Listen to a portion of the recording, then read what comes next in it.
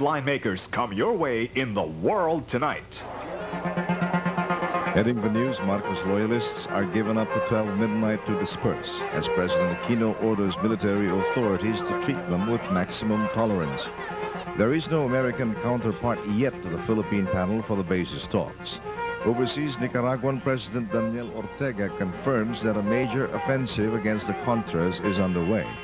In sports, Santa Lucia Realty hands Pop Cola its first defeat at the PABL Maharlika Cup. Details of Still in the news, Senate Majority Florida Teofisto Guingona today warned that using CARP funds for the 50 centavo increase in palay subsidy was illegal. Guingona instead recommended that a 470 million be sourced from the earnings of government financial institutions which were bailed out by the Aquino government. Ces Drilon reports. A total of 2.5 billion pesos is needed for the government's palay procurement fund in the next 2 years. Senator Guingona proposed that the amount, which includes the 470 million pesos needed for the implementation of a 50 centavo increase from 450 to 5 pesos of the per kilo buying price of palay, be sourced from the earnings of the PNB, DBP, Land Bank, National Steel Corporation, and the Philippine National Oil Company. He said some of these government financial institutions are now successful after having been bailed out by the government. Because CARP has also its own requirements and it may be illegal. So I'm suggesting instead of CARP, get it from the PNB, DBP. Now that they are making money, they should contribute 500 million each. Guingona also recommended the implementation of a buffer stock sufficiency program to meet the yearly rice shortage. He said the Department of Agriculture could accredit reliable farmer cooperatives to grow 200,000 to 400,000 tons of rice yearly. Guingona suggested the development of 5,000 hectares of land in Palawan, a typhoon-free area for the growing of rice. He said his plan would eventually free the country's dependence on rice imports. The rice stocks for this year stand at 1.18 million tons. 1.14 tons are needed to achieve the desired 88-day buffer stock. The National Food Authority has imported 250,000 tons of rice this year from Vietnam, Indonesia, and Thailand. Guingona decried this policy, which he said was merely supporting foreign farmers rather than the country's own. Says Ces Drilon, ABS-CBN News. Meanwhile, the House minority warned President Aquino against illegally juggling funds meant for land reform for the increase in the price of palay bought from farmers. Minority Leader Ali Dimaporo said that the funds for CARP had already been appropriated by Congress. The use of these funds for any other purpose without an enabling act from Congress would amount to technical malversation and is unconstitutional. The minority said that 73.4% of the country's 60 million population lives on agriculture, and while the prices of their products are kept deliberately low, the prices of goods that our farmers have to buy are allowed to multiply. President Aquino today rejected organized labor and consumer groups' proposal to activate a price control system for the rice industry, saying that we have enough laws against restraint of trade and monopolies. The groups led by the TUCP, the Philippine Consumers Foundation, and the KMU said that unless price control is imposed on rice sold at retail outlets, the rice cartels will again take advantage of the situation. In view of this, the President directed the Secretaries of Trade and Industry and Agriculture to strictly enforce the law against these unscrupulous traders.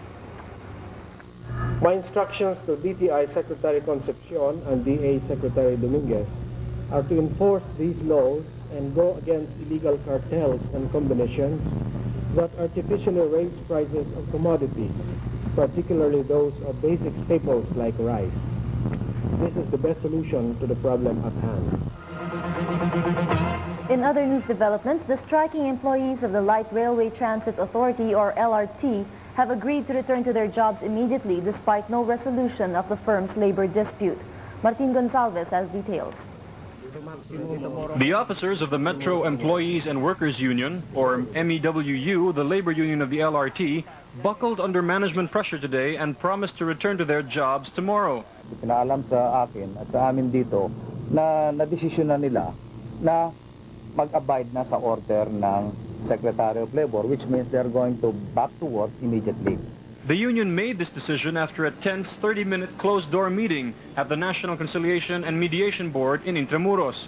LRT management had earlier given the strikers 2 days in which to comply with Labor Secretary Franklin Drilon's return to work order.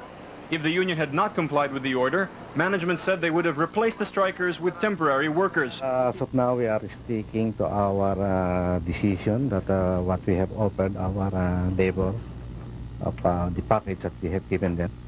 And we are leaving the decision to Secretary Drilon.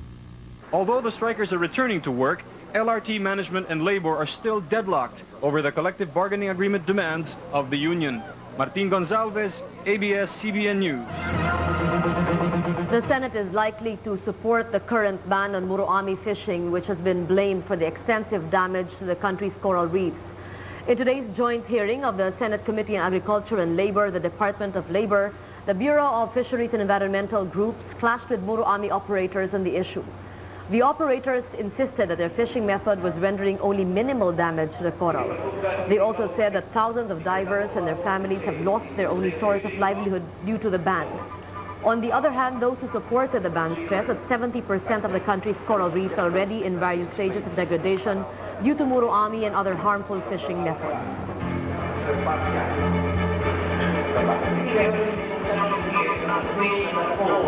We should first resolve whether it is ecologically destructive or not. Because if it is ecologically destructive, then there is no need to discuss about the labor aspect because it will be totally banned. However, if this is allowed in the future because of some new device which is not destructive to corals, then we can impose stringent rules and regulations as far as labor is concerned. House Speaker Ramon Mitra Jr. today started campaigning for the Organic Act for Muslim Mindanao. Mitra's campaign will take him to Mindanao tomorrow, where the Organic Act is expected to be rejected by a majority of the people. Mitra goes on a yes sortie in the midst of opposition from some sectors in the House itself. Congressmen representing the major cities of Mindanao have expressed their opposition to the act, saying that the revenue sharing provisions will be good for areas of the region that do not have sufficient revenue, but will be detrimental for areas that earn the most revenues in Mindanao. These areas are Zamboanga, Cotabato, and other major cities of Mindanao. The largest single shipment of marijuana ever to be seized in Metro Manila went up in smoke this morning at the Pasig Municipal Hall. 111 sacks holding more than 2.8 tons of marijuana were stacked in a heap and burned by elements of the Rizal PCINP unit. According to PCINP Recon 4 Chief General Evaristo Carino, the shipment was top quality and would have had a street value of over 20 million pesos. The shipment was seized by Rizal PCINP men last October 26 at a suspected marijuana drop zone in Barangay Santa Cruz, Antipolo. Senator Ernesto Herrera, chairman of the Special Senate Committee on Illegal Drugs, today filed a resolution urging the Supreme Court to create special courts throughout the country to try drug-related crimes. Herrera cited the need to speed up the prosecution of drug cases. He said the campaign against drugs has been hampered by the dismal progress in the prosecution of those apprehended for drug-related crimes. At present, the conviction rate of drug criminals, according to NARCOM figures, stands at a mere 30%. Suspected drug lord Don Pepe Oyson has not sent any surrender feelers, contrary to a report in a major daily which came out today. In a letter to the editor of the newspaper which published this report, NARCOM Chief Colonel Virgilio David said that he never received any feelers from Oyson and also denied having rejected a secret deal. David said that the reporter distorted his statements to fit into the fabricated story. 2 carnappers were killed in an encounter with constabulary highway patrolmen and Makati police at the Magallanes Commercial Center this noon. The Magallanes Commercial Center has a reputation of being a haven of carnappers, with an average of 2 to 3 cars being stolen every week. This situation has called for an intensified anti-carnapping intelligence operation, which was consequently launched by the CHPG National Capital District and Makati Anti-Carnapping Task Force last month. Intelligence efforts bore results only this noon when agents reported 2 suspicious-looking men who were seen attempting to open 2 cars. CHPG men under Major Danilo Mangila and Makati ANCAR men under Lieutenant Jack Naira immediately responded, and the suspects were fired upon when they attempted to escape. The identities of the 2 suspects have not been established yet. A Tricycle Drivers Association's president was shot to death by another tricycle driver in Pasig. while a taxi driver is in critical condition after being shot by his passenger in Manila. Rolando Ronquillo, president of Pineda Tricycle Drivers Association, sustained 2 gunshot wounds and died instantly. A witness identified the suspect as Larry San Andres Eusebio, who escaped after the shooting. Meanwhile, Sonny Estaniel, driver of Golden Taxicab, is in comatose at the PGH after he was shot by his passenger. Estaniel was spotted by his co-drivers almost lifeless inside his taxi, parked along South Superhighway near corner Quirino Avenue in Manila. 2 cars, a Mitsubishi Lambda and a Holden, burst into flames in front of the Rizal Memorial Coliseum during a Philippine Amateur Basketball League game. Witnesses said that the Lambda, bearing plate number NHJ 381, was already in flames when it turned left towards Rizal Memorial Coliseum and stopped. Its 4 unidentified occupants alighted and tried to douse the fire with a can of water, but only succeeded in feeding the flame. The Holden, with plate number NPA 756, owned by Aurelio de Guzman, was unfortunately at the wrong place at the wrong time, catching fire after strong winds fanned the flames from the Lambda onto the parked car. The ever-reliable JRS Express, serving the nation since 1960, now brings Express Mail and Express Cargo. Prompt, next-day door-to-door delivery nationwide. For particulars, please call telephone numbers 877755 and 817-7714. The World Tonight continues in a moment.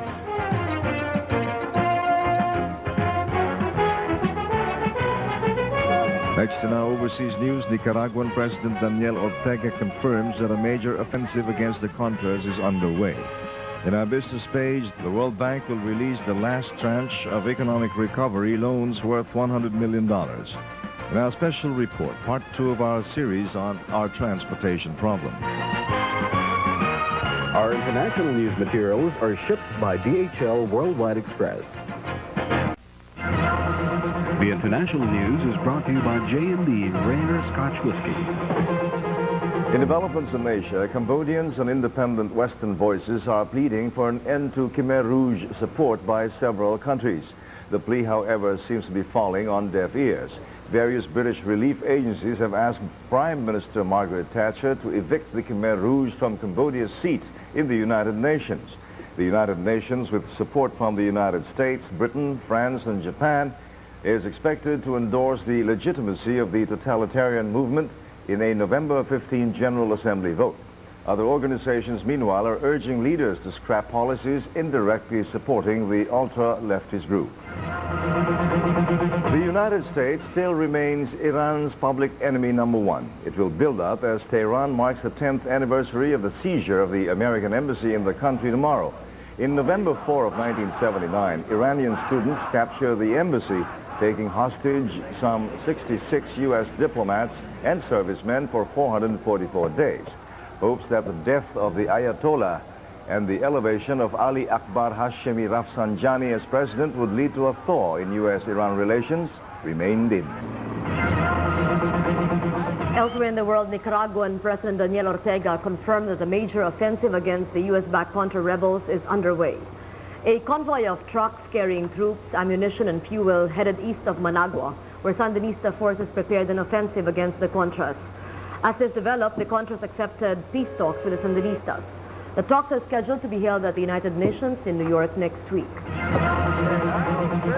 2 rebels were killed and at least 14 others were wounded in clashes with security forces in Peru. The encounter started with members of the Shining Path Maoist rebel movement staged an impromptu rally. The rebels began firing automatic weapons in the air. Over 140 arrests were made as police moved into the crowds. The demonstrations were an attempt to disrupt the forthcoming municipal elections. The rebels opposed the elections and has killed candidates across the country in a bid to scare people running for office. A small East German political party today called for the resignation of the government. The Liberal Democratic Party's proposals did not challenge the principle of communist rule in East Germany, but were intended to force the removal of politicians who resist reform. Meanwhile, Margot Honecker, wife of former party chief Erich Honecker, was sacked as education minister. 2 Communist Party leaders also handed in their resignations. Egon Krenz showed a new pragmatism in East Germany's policy towards East Bloc reformers during his visit to Poland. In his talks with Prime Minister Tadeusz Mazowiecki, Krenz said he could learn from the changes in Warsaw. He is currently facing huge protests for reform in East Germany. Meanwhile, the two leaders also discussed economic cooperation and political relations between the two countries. The business portion is brought to you by Closivol, vitamins and minerals. Tonight, in the world of business. This is Mena Lopez. The World Bank will finally release this month the last $100 million of the $300 million economic recovery loan. The one-year late release of funds will pave the way for another release of a $75 million co-financing facility from the Exim Bank of Japan, expected to beef up the country's gross international reserves and improve our BOP position. The delay was caused by the COA's refusal to open the financial records of the SSS and the GSIS. Senate Majority Floor Leader Teofisto Guingona today cautioned the government against conditions attached to the recently signed 16th yen loan package, the biggest ever coming from Japan. Citing previous experiences, Guingona said that the country must see to it that these conditions will not make us poorer nor perpetuate the country's dependency relation with donor countries. Even the stock markets were not spared by the Marcos loyalists' march, as composite indices suffered drops after reaching a post-crash high yesterday. Moderate profit-taking prevailed in all three sectors, with the CI and oil averages managing partial recoveries during the last hour of trading. Composite index dropped by 11.63 points in Manila and 12.06 points in Makati. Finally, the biggest gathering of Asia's most creative people started yesterday as Manila plays host to Saachi and Saachi's second Asia-Pacific workshop. 60 delegates from all over the Asia-Pacific region gathered to give recognition to excellent advertising companies in their pursuit to tell the truth in advertising. For Business in the World Tonight, this is Mena Lopez. You're watching The World Tonight, a nightly news presentation of ABS-CBN Channel 2, and we're broadcast nationwide via satellite. I'm Angelo Castro Jr. with Loren Legarda and Amy Godinez. We will be back shortly.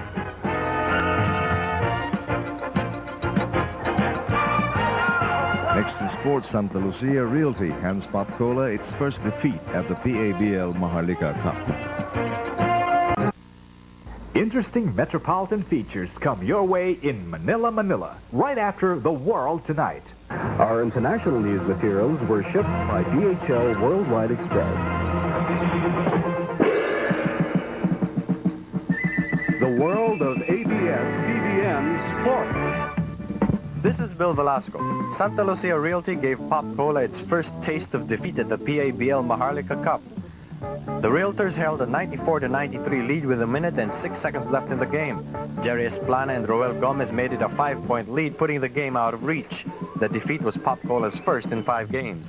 Later, Crispa jumped past Burger City 99-95. With the Redmanizers down 93-95, Joseph Peláez converted a 3-point play to give Crispa the lead for good. Peláez was fouled again and sank another free throw to widen the gap. Victor Pablo added a basket for the game's final points. In a heart-stopper, Magnolia squeezed past Agfa Color 76-75. With Magnolia down 74-75, Jun Limpot followed up a miss by Romeo Lopez with 1.9 seconds left in the game to save the ice cream makers.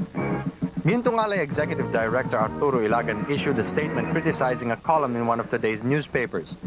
Ilagan reacted to today's edition of Tempo, wherein columnist Ding Marcelo wrote that the Rizal Memorial Sports Complex, quote, stinks with graft and, quote, has become a monument to wastage. Ilagan called the column unsportsmanlike for accusing officers of Gintong Alay of graft without presenting evidence. Formula Shell coach Dante Silverio blamed poor quality of imports for his team's early elimination from the PBA Reinforced Conference. At today's Scoop sa Kamayan, Silverio lamented that Steve Burt carried good credentials but did not give his best in Shell's earlier games, and that Burt's replacement, Andy Grosvenor, was extremely intense but was not talented enough to carry the team into the semifinals. Silverio revealed that the contracts of 7 Shell players will expire at the end of the year. Equestrian Promotions climaxes the 1989 show jumping season with 4 more championships at the Ayala Alabang Country Club. The Sweet Lines Invitational will be held tomorrow, followed by the Phelps Dodge Championship on November 17. Next is the Liger Light Festival on December 2, and finally, to cap the season, Jump 89 on December 8 and 9. This is Bill Velasco for ABS-CBN Sports. Entertainment Tonight is brought to you by Sony Betamax. glitz, glamour, and glitter on Entertainment News. This is Angelique Lazo. After her successful comeback movie, Babangon Ako't Dudurugin Kita, gem of an actress Hilda Coronel is about ready to begin work for another challenging role under Vision Exponents. Babangon showed Hilda as the hateful and scheming mistress who stole Boyet de Leon from his poor, unassuming wife, Sharon Cuneta. In her new project, Hilda will be paired with her former husband, the equally talented actor Jay Ilagan, a team-up already considered as a casting feat for producer Charo Santos Cuancho. Matinee idol Richard Gomez and another comebacking star Christine Garcia, together with bankable actress Armida Signorina, have also been tapped for the movie. And speaking of Armida, the producer has just returned from a trip to Europe and the United States. She saw the London hit musical Miss Saigon 3 times and beamed with pride for Lea Salonga and the rest of the Filipino cast. She also watched the internationally acclaimed Lino Brocca film Ora Pro Nobis in New York and gave it the thumbs-up signal. For entertainment, Angelique Lazo, The World Tonight. And for our final word tonight, there are always two sides to every question. And if you want to be very, very popular, you take both. And that's The World Tonight, November 3, 1989. I'm Angelo Castro Jr. I'm Loren Legarda. And I'm Amy Godinez. Philippines, thank you and good night. This has been an ABS-CBN News and Public Affairs presentation. Bridging the nation, keeping the torch of freedom burning through vigilance on the air. In moments, we bring you Manila, Manila.